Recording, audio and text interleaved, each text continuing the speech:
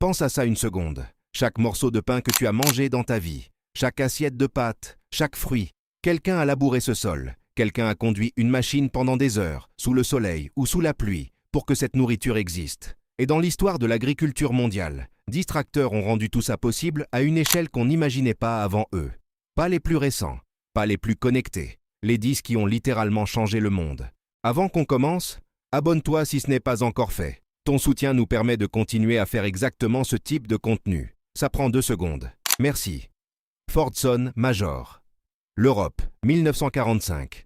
Des pays dévastés, des champs abandonnés, des millions de familles qui ont besoin de manger, et pas de machines pour produire suffisamment vite. C'est dans ce contexte-là que le Fordson Major arrive. Et il arrive exactement au bon moment. Ce tracteur, c'est pas une révolution technologique. C'est une réponse pragmatique à une urgence réelle. Simple à comprendre, simple à réparer. Des pièces disponibles. Une mécanique qu'un agriculteur sans formation d'ingénieur peut maîtriser dans sa grange un samedi matin. Des milliers de fermes britanniques, irlandaises, françaises ont été mécanisées grâce à lui. Des exploitations qui travaillaient encore avec des chevaux ont basculé vers quelque chose de nouveau. Et cette transition-là, cette accélération de la productivité agricole européenne après la guerre, le Fordson Major en est l'un des acteurs principaux. Ce que j'aime dans cette machine, c'est qu'elle ne cherchait pas à impressionner. Elle cherchait à fonctionner. Et elle a fonctionné pendant des décennies. Sans se plaindre. Massey Ferguson 35.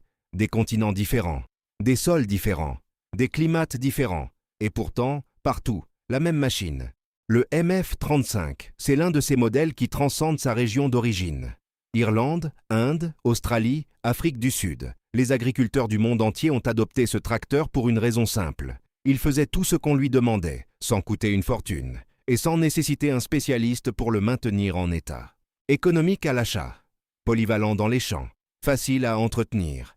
3 qualités qui semblent évidentes sur le papier, mais qui sont terriblement difficiles à réunir en pratique. Et ce que j'ai toujours trouvé remarquable dans le succès du MF35, c'est que sa réputation ne vient pas de campagnes publicitaires ou de salons agricoles.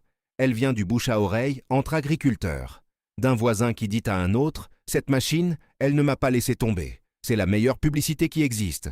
John Deere Model A. » Une génération entière. C'est ce que ce tracteur a marqué. Le Model A, c'est John Deere au moment où la marque commence vraiment à s'imposer comme une référence mondiale. Produit pendant des décennies, amélioré progressivement sans perdre son identité, il a accompagné des familles agricoles américaines sur plusieurs générations. Des filles qui ont appris à conduire sur le tracteur de leur père.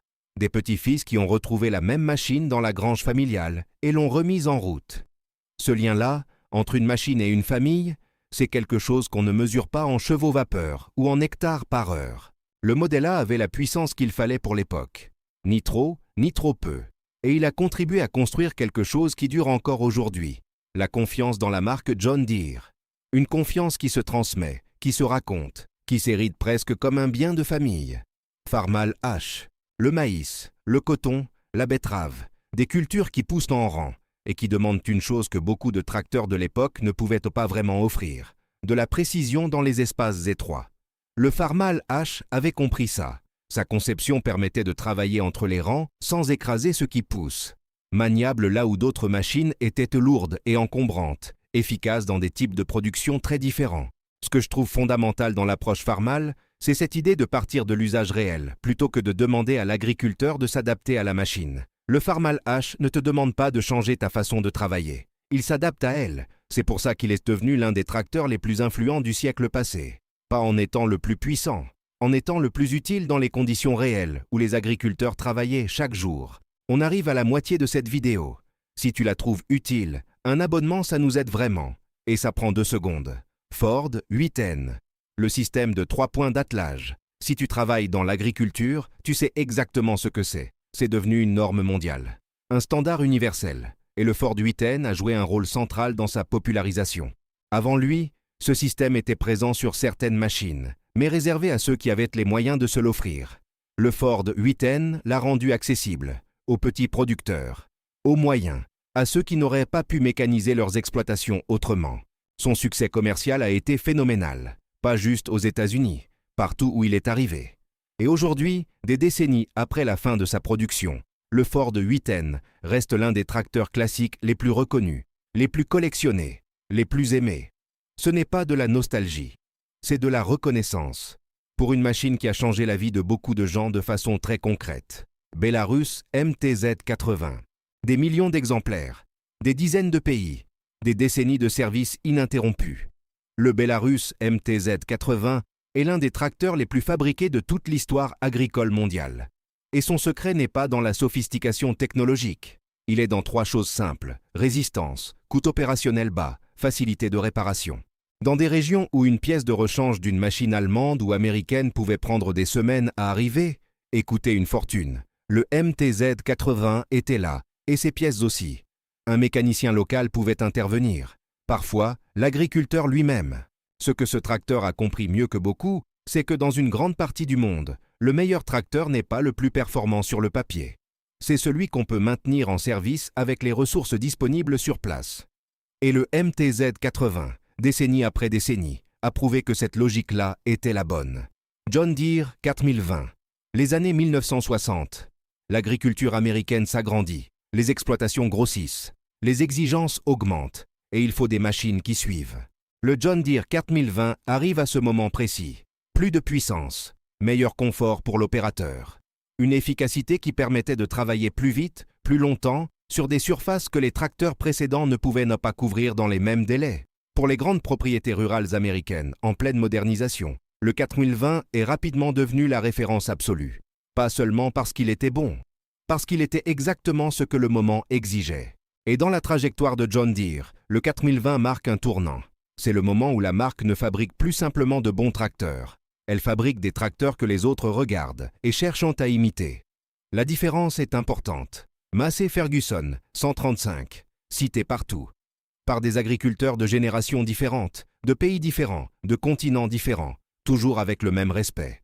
Le MF 135 est régulièrement désigné comme l'un des tracteurs les plus réussis jamais produits. Et ce qui justifie ce titre, c'est pas une statistique de vente, c'est la durabilité.